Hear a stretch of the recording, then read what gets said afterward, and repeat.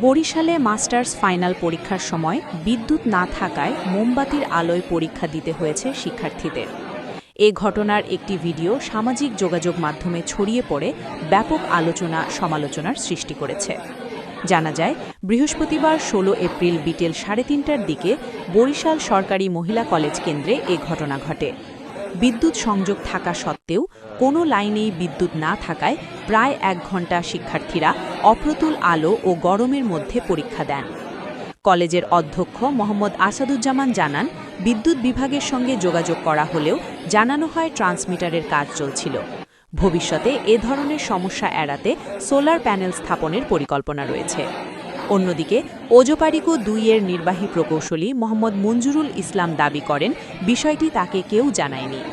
ঘটনাটি শিক্ষা ব্যবস্থার অবকাঠামোগত দুর্বলতা নিয়ে নতুন করে প্রশ্ন তুলেছে।